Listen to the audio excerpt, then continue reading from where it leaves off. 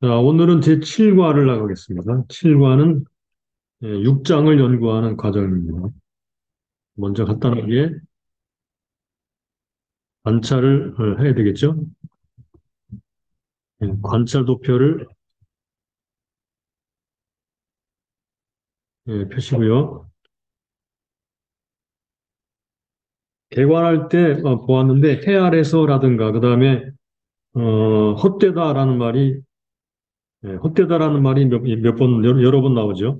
일단 표시한 것부터 표시한 다음에 개관할 때 표시했던 것 표시한 다음에 네, 오늘 6장에 나오는 6장 자체 안에 나오는 핵심 단어를 살펴보도록 하겠습니다.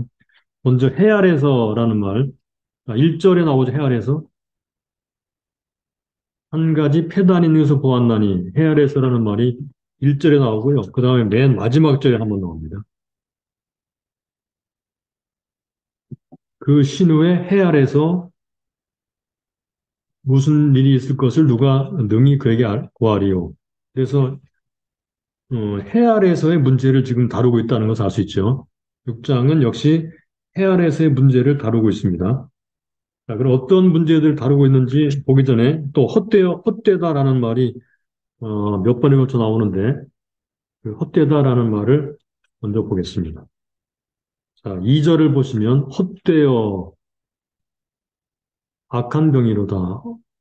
뭐가 헛되냐 그러면 어떤 사람은 그 심령의 모든 소원에 부족함이 없어 재물과 부요와 존귀를 하나님께 받았으나 자, 여기 재물과 부요와 존귀를 하나님께 받았으나 그러나 능히 누리게 하심을 얻지 못하였으므로 다른 사람이 누리난 이것도 헛되어 악한 병이로다 그랬죠? 예, 어, 누리게 하심을 얻지 못한 것 헛되다 그랬습니다. 그 다음에 4절에 또 나오죠. 낙태된 자는 헛되이 왔다가 어두운 중에 감에 그 이름이 어둠에 덮이니 햇빛을 보지 못하고 알지 못하나 이가 저보다 평안함이라. 예, 헛되이 왔다 가는 그런 존재가 더 나을 수도 있다 이렇게 말을 하고 있어요. 그 다음에 구절을 보겠습니다.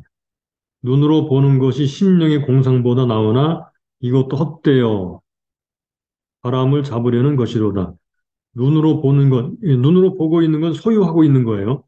심령의 공상보다 낫다. 소유하고 있는 것은 마음으로 막 욕망, 갖고 싶다, 뭐 이렇게 하는 것보다는 낫지만, 그러나 이 가지고 있는 것 자체가 뭐가 의미가 있느냐, 이제 그런 의미예요. 그 다음에 11절, 헛된 것을 더하게 하는 많은 일이 있나니 사람에게 무엇이 유익하냐. 많은 일, 요거 많은 일이라는 말은 많은 말이라는 말도 됩니다. 예, 원어상 그렇습니다. 그 다음에 12절, 헛된 생명의 모든 날을 그림자같이 보낸 일평생에 사람에게 무엇이 낙인지 누가 알며, 헛된 생명의 모든 날, 이렇게 말을 했죠. 자, 그러면 이제, 처음부터 읽어가면서 6장에 나오는 6장 자체의 핵심 단어 하나하나를 알아보도록 하겠습니다. 제일 먼저 나오는 어, 단어를 먼저 생각해 보면 일단은 신령이라는 말이 많이 나오거든요. 신령. 자, 신령이라는 말을 찾아보겠습니다. 신령. 제일 먼저 2절에 보시면요. 어떤 사람은 요거 신령의 모든 소원에 부족함이 없어 그랬죠. 심령에 부족함이 없어. 요거 심령이라는 말은 네페시라는 말입니다. 똑같은 말이 7절로 가볼까요? 3절을 보겠습니다. 3절. 네, 3절. 사람이 비록 일백 자녀를 낳고 또 장수하여 사는 날이 많을지라도 심령에 이것도 똑같이 네페시라는 말이에요. 낙이 복하지 못하고 또 그 몸이 매장되지 못하면 나는 이르기를 낙태된 자가 저보다 낫다 하노니 심령에 낙이 족하지 못한 사람, 심령에 만족이 없는 사람을 말하는 거죠. 2절에서는 심령에, 그러니까 뭘 소유하고 싶다는 뭐 재물, 부여, 존귀 이런 것들은 부족함이 없이 만족스럽게 받았지만, 그러나 그걸 누리지는 못한다는 것입니다. 이것이 헛된 것이다라는 말을 했고요. 3절에서는 10년, 오래 살지만 장수하는 사람이라도 심령에 낙이 족하지 못하면 참 이게 헛된 거다 그런 말이죠. 그 다음에 7절로 가볼까요? 바람의 수고는 다 그 입을 위함이나, 어, 요거, 그, 바람의 수고는 다 그 입을 위함이나 여기 식욕, 요게 심령이라는 말과 똑같은 말입니다. 네페시라는 말입니다. 식욕, 욕망, 예, 네페시, 욕망이라는 말. 여기서는 식욕이라고 문맥을 따라서 번역을 했습니다. 바람의 수고는 다 그 입을 위함이나 그 식욕은 차지하느니라. 아무리 먹어도 이 식욕, 욕망은 차지 않는다는 거죠. 그리고 9절로 가보겠습니다. 눈으로 보는 것이 심령의 공상보다 나으나 여기 심령 또 나오죠. 심령의 공상보다 나으나 에페시 이것도 어때요? 바람을 잡으려는 것이로다.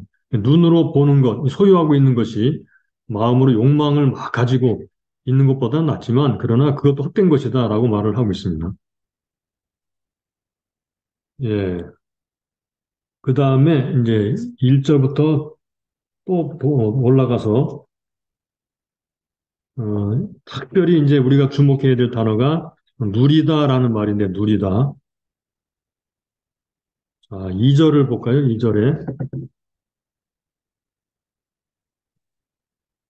2절에 어떤 사람은 그 소원에 부족함이 없어 재물과 부여와 존귀를 하나님께 받았으나 여기 능히 누리게 하심을 얻지 못하였으므로 이렇게 돼 누리게 하심을 얻지 못했다 누리다라는 말이 나오죠.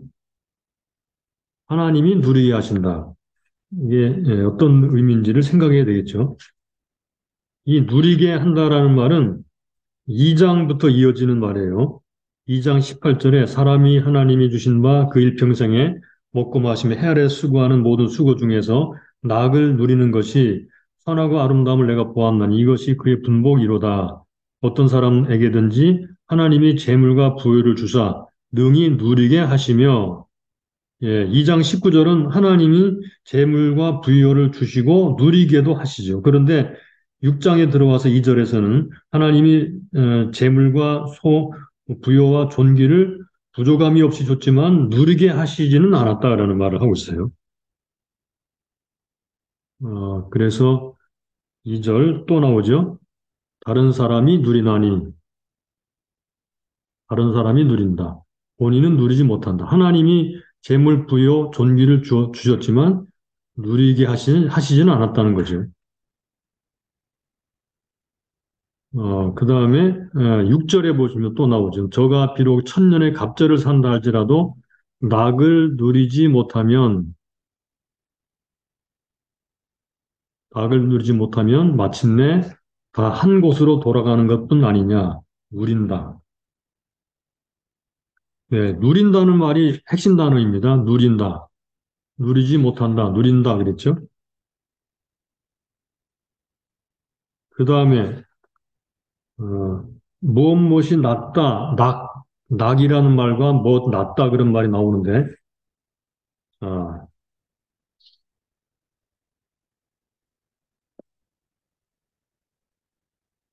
한번 읽어가면서 보겠습니다. 1절로 돌아와서 내가 해 아래서 한 가지 패단을 보았나니 이는 사람에게 중한 것이라 어떤 사람은 그 심령의 모든 소원에 부족함이 없어 재물과 부여와 존귀를 하나님께 받았으나 능히 누리게 하심을 얻지 못하였으므로 다른 사람이 누리나니 이거 덧되어 악한 경이로다. 사람이 비록 일백 자녀를 낳고 여기 어, 재물, 부요, 존귀 나오죠, 그죠? 그 다음에 3절에서는요, 사람이 비록 일백 자녀를 낳고, 자녀에 대한 문제 나오고, 자녀, 또 장수하여 장수가 나오죠. 사는 날이 많을지라도 그 심령에 낙이 족하지 못하고,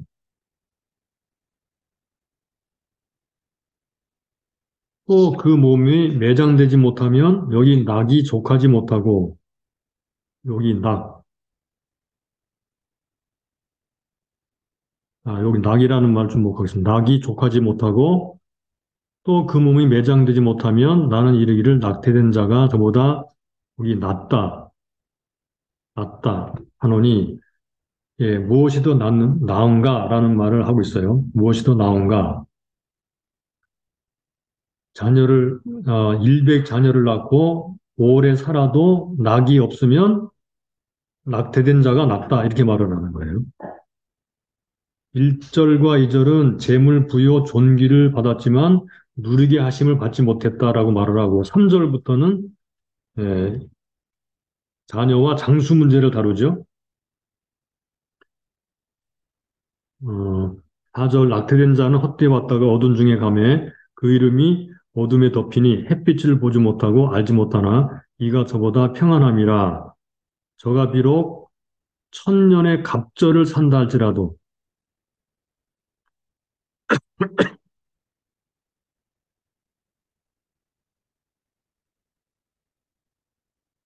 예, 천년의 갑절, 예, 이것도 장수의 문제죠, 그죠? 하더라도 예, 낙을 누리지 못하면 마침내 다 한 곳으로 가는 것이 아니냐. 그래서 자, 여기서 본 것처럼 3절부터는 자녀, 장수, 그다음에 장수, 자녀와 장수 문제를 다룹니다. 그러니까 자녀를 100 자녀를 낳고 천년의 갑절을 살 정도로 오래 산다고 하더라도 낙을 누리지 못하면 예, 여기 있죠. 낙이 족하지 못하고 여기 낙을 누리지 못하고 그러면 헛되다는 것입니다. 그래서 낙을 누리는 것이 또 핵심 단어 중에 하나입니다. 그 다음에 7절로 가서 사람의 수고는 다 그 입을 위함이나 그 식욕은 아니하느니라. 여기 식욕, 예, 요게 지금 핵심 단어 중에 하나입니다. 여기서 식욕은 차지 아니하느니라. 지혜자가 우매자보다 나은 것이 무엇이뇨? 인생 앞에서 행할 줄 아는 가난한 자는 무엇이 유익한고? 눈으로 보는 것이 요거 심령의 공상, 예, 요것도 심령의 공상이에요. 요게 이제 욕망이죠, 그죠? 나오나 이것도 헛되이 바람을 잡으려는 것이로다. 7절, 8절에서는 욕망을 다룹니다. 욕망. 그 다음에 10절로 넘어가서 이미 있는 여기 하나 표시 나왔네요. 8절 표시 이제 두 개를 동시에 하다 보니까 난 놓치고 가고 있습니다, 지금. 자, 여기 나온 것이 무엇이뇨? 여기 낫다. 나온 것이 무엇이냐 그랬죠? 지혜자가 우매자보다 나은 것이 무엇이뇨? 인생 앞에 생할 줄 아는 가난한 자는 무엇이 유익한고? 눈으로 보는 것이 심령의 공상보다 여기 나으나 이것도 어때요? 바람을 잡으려는 것이다. 뭐가 나으냐? 지혜자가 우매자보다 뭐가 나으냐? 눈으로 보는 것, 소유하고 있는 것이 공상하는 것, 욕망을 가진 것보다 낫지만 그러나 이게 더 무슨 의미냐라는 말이죠. 예, 그 다음에 10절 이미 있는 무엇이든지 오래전부터 그 이름이 칭함바 되었으며 사람이 무엇인지도 이미 안바 되었나니 자기보다 강한 자와 능히 다툴 수 있느니라. 자, 10절부터는 인간의 한계를 다루고 있는데요. 인간의 한계. 인간의 한계. 여기 그 이름이 칭함바 되었으며 그러니까 말하자면 이미 정해졌기 때문에 어떻게 할 수가 없다는 거예요. 사람이 무엇인지도 이미 안바되었나니 자기보다 강한 자, 이 강한 자가 있기 때문에 그러니까 인간보다 강한 자와 능히 다툴 수 없다. 이게 한계죠. 헛된 것을 더하게 하는 많은 일이 있나니 많은 여기 일이 말이라고도 할 수 있어요. 그러니까 많은 말, 무슨 유익이냐? 그런 말이죠. 그 다음에 12절, 헛된 생명의 모든 날을 그림자같이 보내는 일평생에 사람에게 무엇이 낙인지, 여기도 낙이라는 말이 나오죠. 무엇이 낙인지 누가 알며 그 신후에 해 아래서 무슨 일이 있을 것을 누가 그에게 보아리. 여기 신후. 요것도 미래입니다. 미래. 예, 요게 지금 10절부터 12절까지가 요런 것들 다루면서 인간의 한계를 지금 말하고 있는 것입니다. 그냥 이렇게 딱 읽을 때는 금방 이게 들어오지 않지만 이렇게 연구를 하다 보면 예, 이것이 이제 들어옵니다. 그래서 본문이 이런 식으로 되어 있는 것을 볼 수 있죠. 1절, 2절은 요거입니다. 누리지 못하는 낙을 누리지 못한다는 거예요. 누리지 못한다 그랬죠.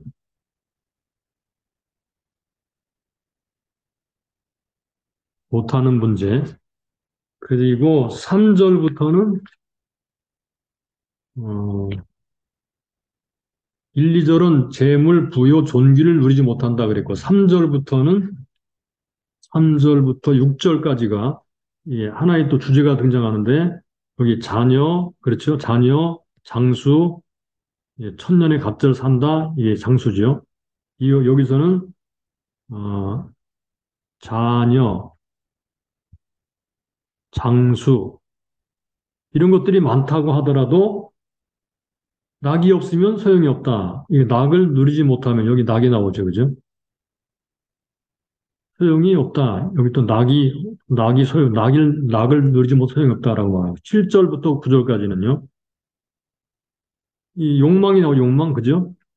이거는 채워지지 않는 욕망.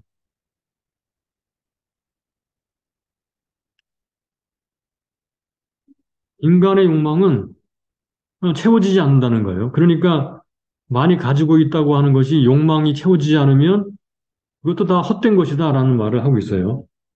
10절로 12절. 이거는 이 인간의 한계,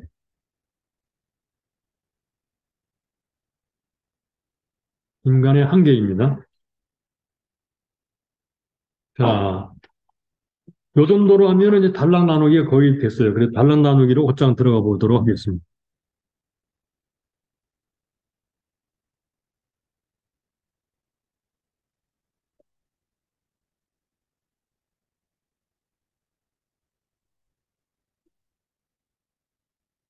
장 제목은 낙을 누리지 못하는 사람.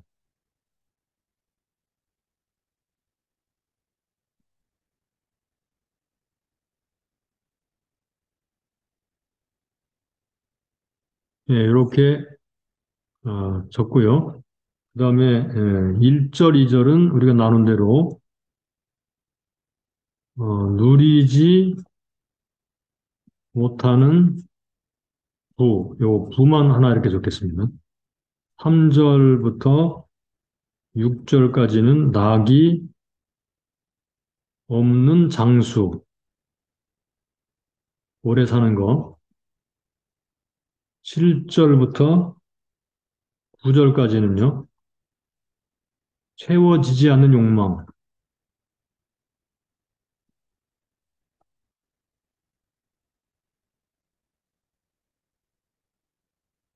그 다음에 10절부터 12절까지는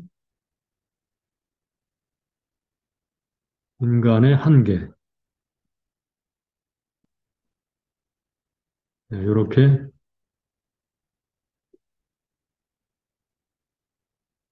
그래서 중요한 주제는 낙을 누리지 못한다는 것입니다. 부가 있어도 장수를 해도 낙을 누리지 못하는 것이 헛된 것이고, 사람의 욕망은 채워지지를 않는다. 그리고 인간은 한계가 있다, 한계. 그럼 어떻게 하면 낙을 누릴 수 있는가? 이제 이런 문제를 다루는 거죠. 그러면은 이제 한 번으로 넘어가겠습니다.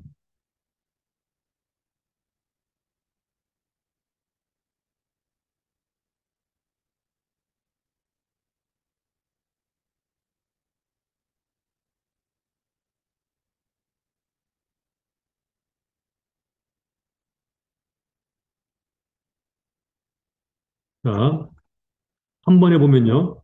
이 3번은 우리가 좀 전에 했던 것처럼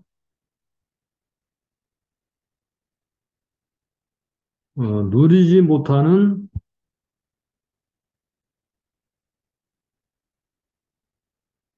누리지 못하는 부 또는 장수 요 주제를 다루고 있어요. 유대인들은 부자가 되고 자식을 낳고 많은 자식을 낳고 오래 사는 것을 여기 복이라고 여겼습니다. 유대인들 물론 유대인만 그런 게 아니죠. 대부분 사람들은 다 그렇죠. 6절부터 1절부터 6절까지에는 두 종류의 사람이 나오는데 각각 소유한 것과 소유하지 못한 것을 다음 도표에 기록하라 그랬습니다.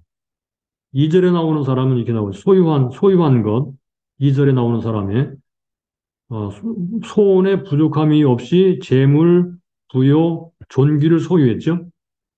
그런데 그거를 누리지 못한다 그랬어요. 소유하지 못한 것은 누리지 못한 것입니다.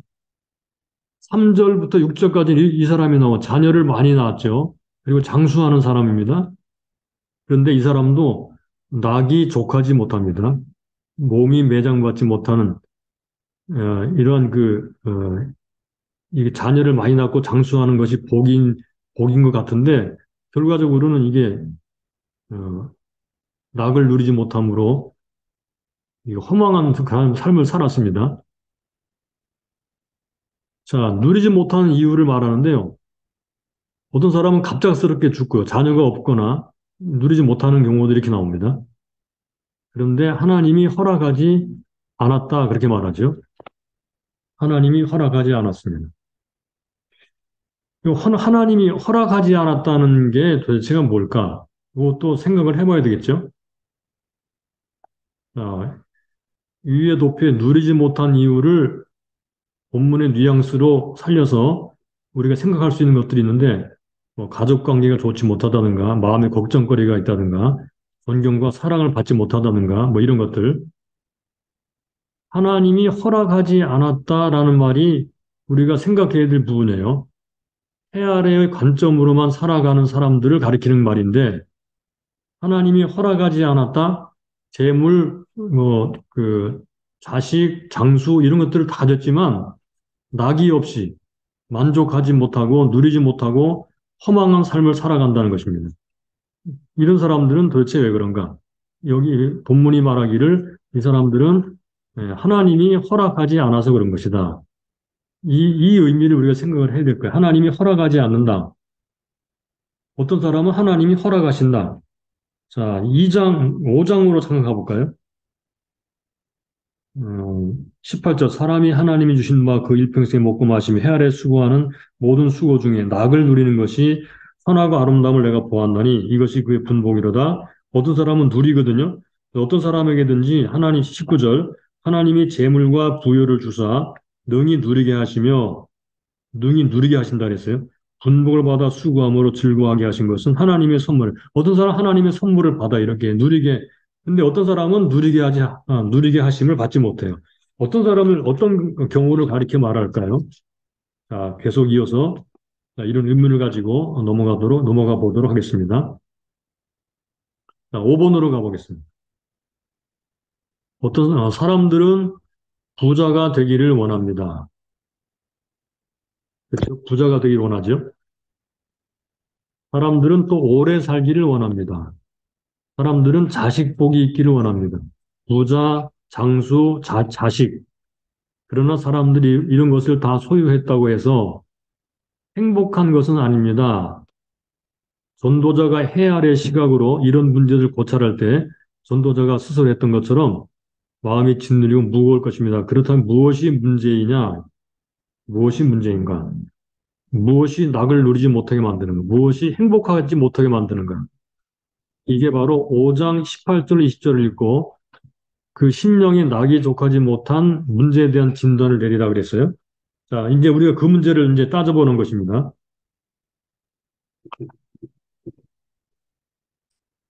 자, 1절에서 6절까지 해서 누리지 못하는 부, 낙이 없는 장수, 낙이 되지 못하는 많은 자녀. 이게 무슨 소용인가? 그렇다면 이 사람들은 왜 누리지 못하는 것인가? 전도자에게 있어서 그지? 어느 누구도 선물을 주신 하나님으로부터 분리되어서는 선물을 누릴 수 없다는 것이 기본 원리다 그랬어요. 자, 여기에 답이 있는 거예요. 하나님으로부터 분리되는 것. 요게 재물과 그다음에 장수와 자녀들을 많이 받았지만 누리지 못하는 즉 마음에 낙이 없는 가장 중요한 핵심 이유다라는 말입니다. 하나님과 분리되어. 그래서 즉 해 아래에서만 살기 때문이다 그런 말이죠. 그래서 이렇게 말했습니다. 주신 자를 알지 못하고 선물을 즐기는 것은 우상숭배이며 이런 것은 인간의 마음을 흡족하게 할 수 없다. 사람은 어, 영과 육으로 되어 있는데 육만 만족하다고 영도 만족할 수가 없는 거죠. 영의 만족은 하나님과 분리되어서는 안 되고 하나님과 하나가 될 때, 하나님을 만날 때, 그럴 때 이제 만족이 오게 된다는 말입니다. 그러므로 참된 이 행복은 안에 있는 것이지 밖에 있는 것이 아니다. 여기 내면이 내면. 이거는 밖은 말한 그대로 재물, 장수, 그다음에 자녀 이런 것들입니다. 이런 것들이 있는 것이 아니고 안에 우리 내면, 영 또는 뭐 마음 이런 거죠. 여기에 있다. 여기에 영에 영을 채울 수 있는 것은 하나님이시죠. 그렇기 때문에 외모만 보고 행복하냐 안 하냐를 판단해서 안 된다는 그런 말입니다. 그런 의미에서 의미가 중요해요. 의미가. 마음을 만족시키는 것은 의미입니다. 사람을 의미 있게 하는 것은 물론 하나님이에요. 부라든가 장수라든가 자녀들의 만족을 두는 사람은, 의미를 두는 사람은 허망할 수밖에 없죠. 그러나 어, 의미를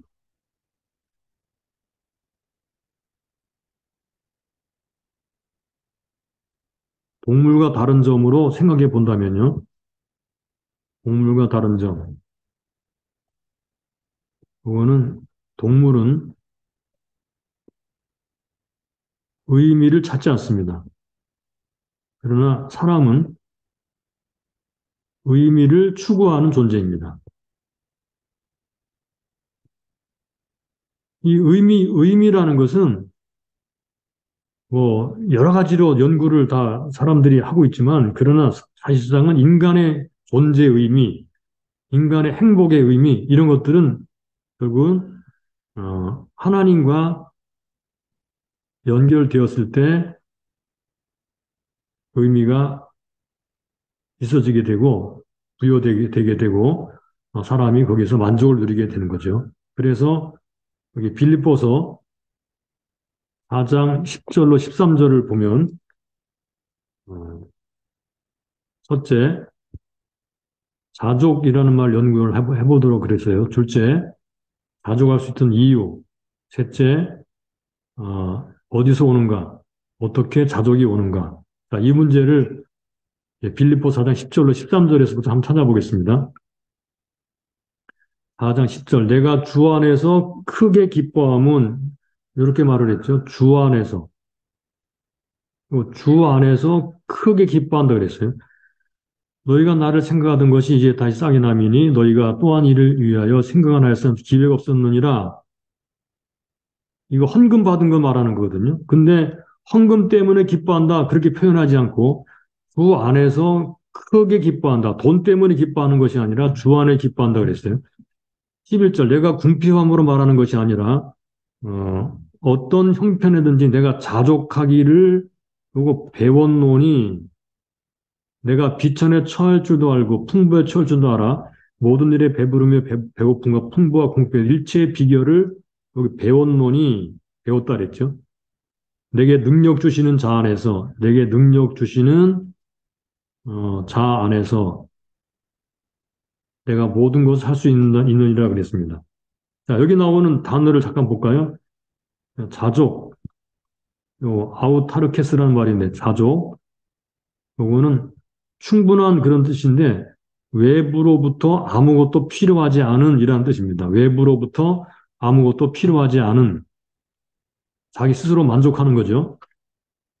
근데 자족이 어떻게 왔느냐? 첫째, 배웠다 그랬어요.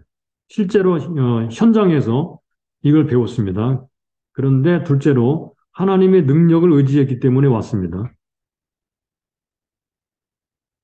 어, 그러니까 바울이 어떤 형편이든지 만족한다라는 것은 외부로부터 오는 것을 통해서 채워져기 때문이 아니고 그가 어떤 형편에서든지 간에 하나님의 능력을 의지하는 방법들을 배워서 하나님 안에서 만족하는 그런 사람이었다는 것을 알 수 있죠. 그래서 주 안에서 크게 기뻐한다 그랬고 내게 능력 주시는 자 안에서 내가 모든 것을 할 수 있다 그렇게 말했어요. 그러므로 자, 자족, 자족은 만족은 어디서 오는가? 이것은 내면에서 오는 것이다. 내면. 하나님을 의지하는 내면에서 오는 것이다. 하나님 안에서 만족은 어떤 고생, 하는 삶도 만족함을 여기 꺾지 못한다. 바울의 삶을 볼 때 그렇죠. 예, 바울은 가난하게 되고 배고프게 되고 때로는 풍부하게 되고 이럴 때도 전혀 그 만족이 오르락 내리락 하지 않고 똑같이 만족하는 그런 삶을 살았다고 말합니다. 이것이야말로 진짜 인생의 만족이 뭔가를 그냥 터득한 그런 사람이 아닐까요? 마음의 문제, 영의 문제입니다. 만족은, 인간의 만족은 영의 문제, 마음의 문제라는 사실을 여기서도 알 수가 있죠.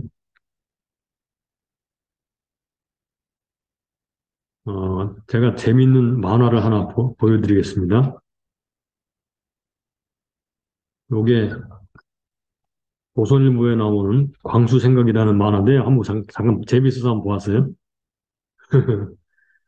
자, 이 보게 되면 어, 깨달음을 얻기 위해서 순례 중 어떤 마을 입구에 큰 금을 주운 이가 있었습니다. 이 순례자예요, 이 사람이요. 그때였습니다. 마을 쪽에서 한 젊은이가 나와 금덩이를 주운 순례자에게 말했습니다. 자, 어떤 사람이 한 청년이 나와서 말을 하는 거예요. 간밤에 봉구 밖으로 가면 보물을 가진 이를 만날 테니 보물을 받아오라는 꿈을 꾸었습니다. 그렇게 말했어요. 그랬더니 이 순례자가 잠시 생각을 하더니 그 말을 들은 순례자는 망설임이 없이 금덩이를 내주었습니다. 그래서 이 청년이 딱 보니까 와, 금이다. 아주 굉장히 좋아했습니다. 그리고는 순례자는 이제 자기가 할 길을 가죠. 자, 그날 밤이었습니다. 그날 밤이었습니다. 그 낮에 금덩이를 받아 간 젊은이가 순례자의 숙소로 찾아온 것이었습니다. 젊은이가 순례자에게 찾아왔습니다. 예, 또 무슨 일로 오셨습니까? 물었겠죠? 그랬더니 이 젊은이가 이렇게 말합니다. 금을 받고 종일 생각을 했습니다. 선생님께서 이 금덩이를 그렇게 쉽게 제게 준 걸 보니 이 금덩이는 꿈에서 말한 보물이 아닌 것 같습니다. 이 금을 돌려드릴 테니 자, 여기 금을 서슴없이 내어준 그 마음을 제게 주십시오. 이렇게 말했습니다. 여기 광수 생각입니다. 그래서 밑에 보니까 진정 가치 있는 것은 물질이 아니고 마음입니다. 여기서 이렇게 마음이라고 말을 했어요. 근데 이 마음을 어떻게 얻느냐 하는 것입니다. 이 마음을 어떻게 얻느냐? 예, 전도자의 전체 문맥을 통해 보게 되면요. 물론 성경 전체 문맥을 통해 볼 때 이것은 하나님을 얻는 것입니다.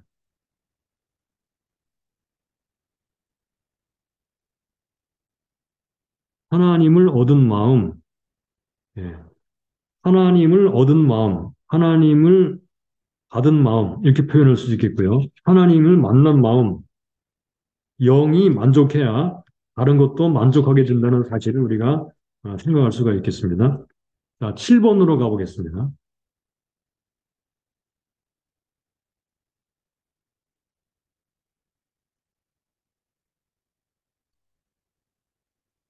자, 7번은 6장 7절로 9절에서 이 단락을 연구하는 건데요. 예, 채워지지 않는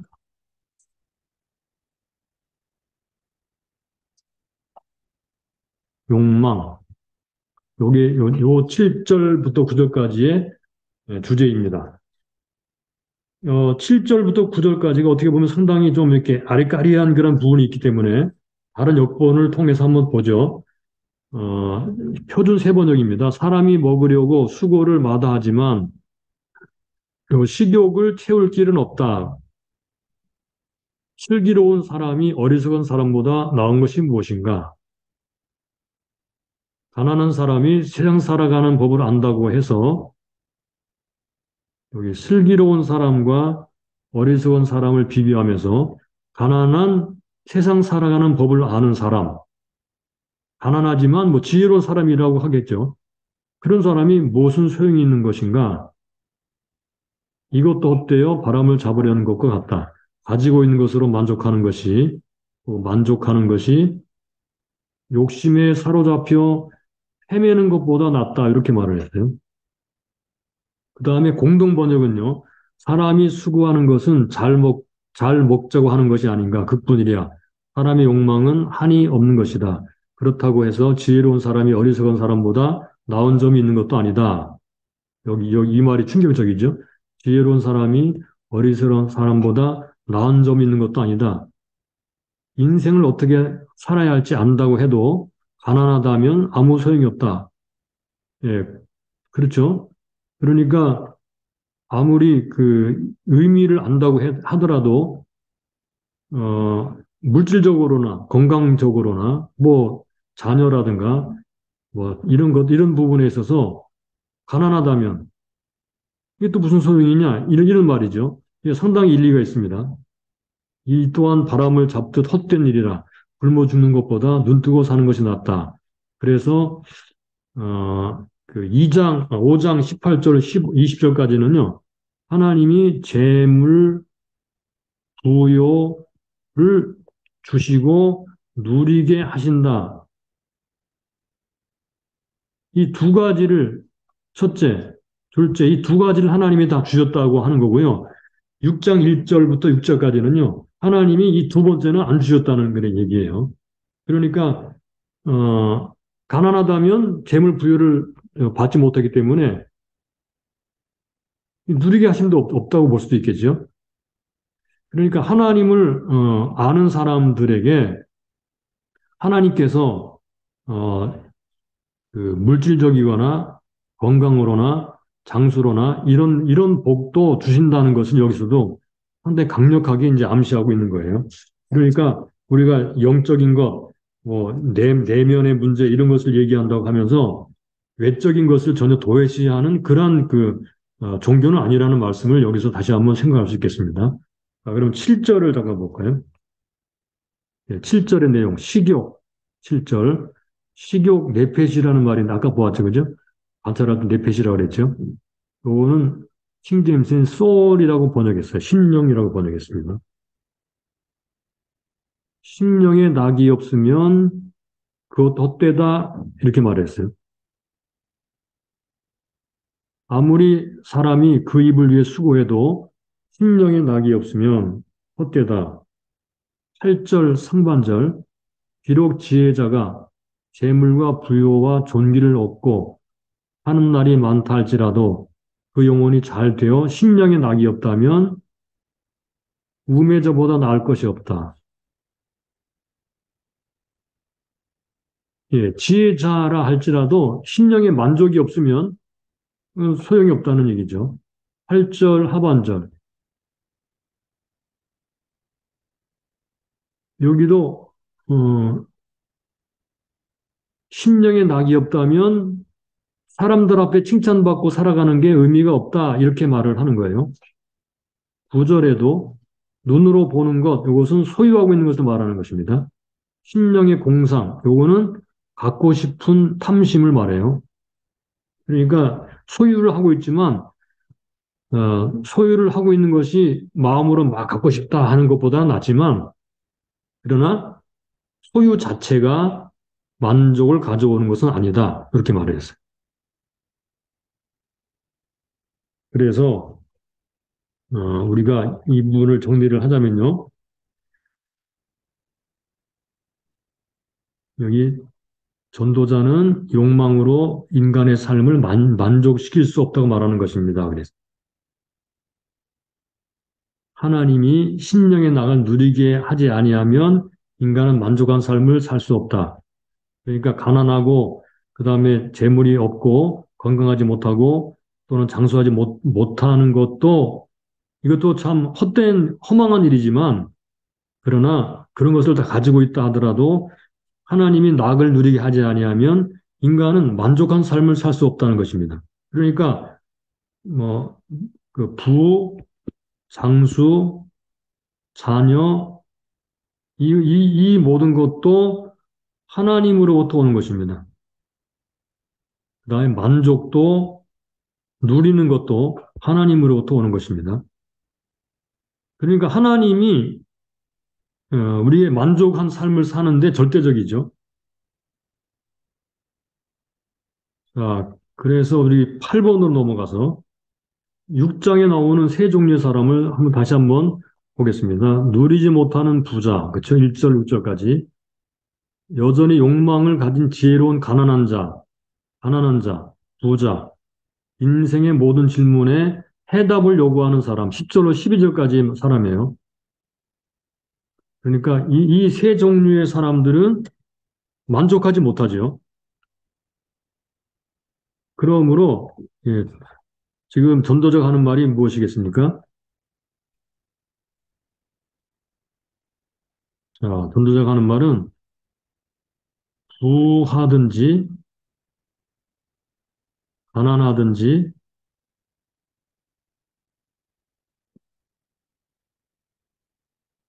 만족이 없다 하면 헛된 것이다.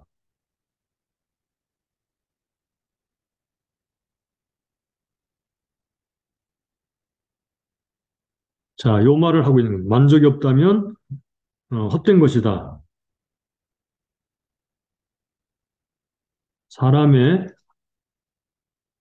심령을 만족하게 하시는 분은 하나님 자신이시다. 하나님이시다.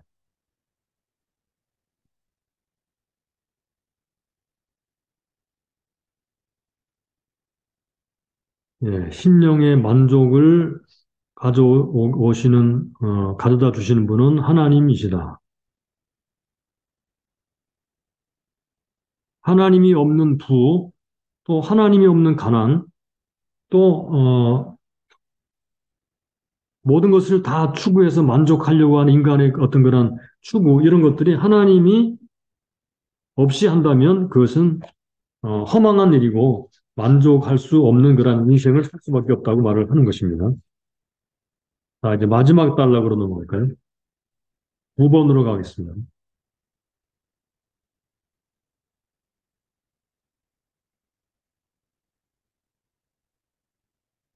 자, 9번은 10절로 11절, 12절까지 이거는 인간의 명백한 한계,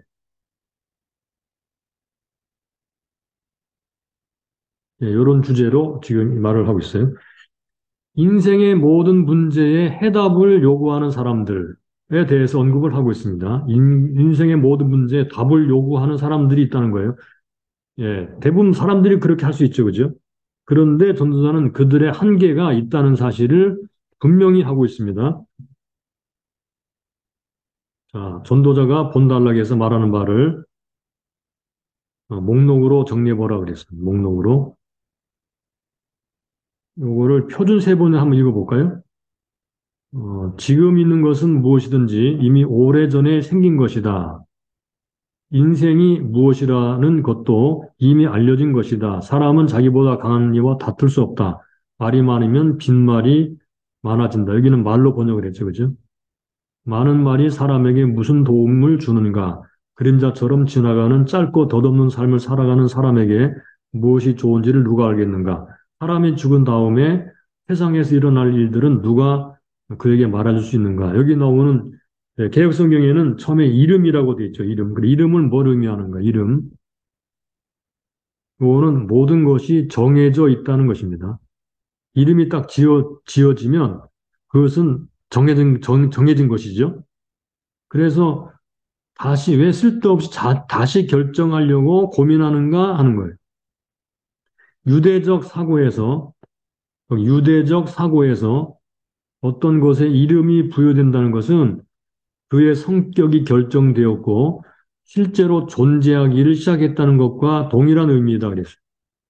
그래서 창세기에 이름이 딱 이게 저기 아담이 이름을 짓잖아요, 그죠? 어떤 사람이 태어나 이름이 딱 지어지잖아요. 그러면 성격이 딱 결정돼요. 존재하기 시작하는 거로 간주되는 거예요. 그러니까 무슨 말이죠? 이미 결정된 것은 마음대로 변경을 시킬 수 없는 한계. 이게 인간의 한계라는 것입니다. 그걸 지금 이름이라는 말로 그렇게 표현한 것입니다. 두 번째, 강한 자와 논쟁을. 강한 자와 어, 다투는 것이 소용없는 일이죠. 강한 자와 다툴 수 없다. 자기보다 강한 자가 다툴 수 없다. 그러죠. 요거는 하나님과 반항하거나 논쟁에 이길 수 없다고 생각하느냐? 그대로 받아들여라. 그런 의미입니다. 강한 자가 누구겠어요? 그죠? 그건 최고로 강한 자는 하나님이시죠. 하나님과 논쟁해서 이길 수가 없습니다. 반항하거나 논쟁해서 이길 수가 없습니다.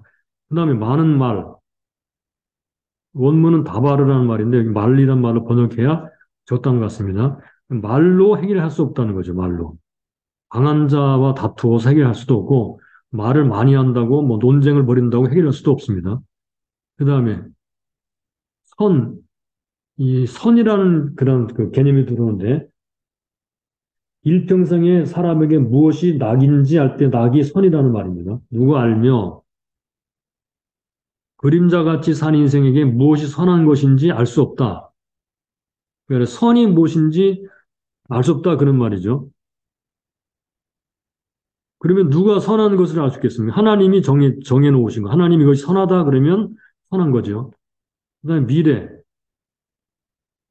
신후에 해 아래서 무슨 일이 있을 것인지 누가 능히 그에 구하래. 신후에 죽은 다음에 미래에 어떤 일이 일어날지 아무도 모른다. 예, 요게 인간의 한계라는 말입니다. 우리 인간의 한계. 자, 그래서 10번으로 가서요. 독자들을 전도자는 여기 막다른 골목까지 몰아가고 있습니다. 끝에 가서 헛된 모든 생명의 날을 그림자같이 보는 일평생에 사람에게 무엇이 좋은가라고 질문합니다. 자, 전도자의 의도는 뭐냐? 라는 그런 생각을 해볼 수 있죠. 그래서 다시 5장 18절부터 20절, 그 다음에 6장 10절, 12절을 이렇게 비교해서 읽는다면 그러한 인생의 의미를 가지기 위해 필요한 것이 무엇인가 하는 것입니다. 인간이 가진 모든 것은 하나님이 주신 것입니다. 그래서 인생을 하나님의 선물로 받아들여야 되는 거예요. 인생은 자신의 한계를 인정하고 하나님 안에서 기쁨을 누리는 법을 배워야 됩니다. 그리고 한계가 있다는 거예요. 한계. 자기 마음대로 할 수가 없죠. 뭐든지 마음대로 되는 게 없습니다.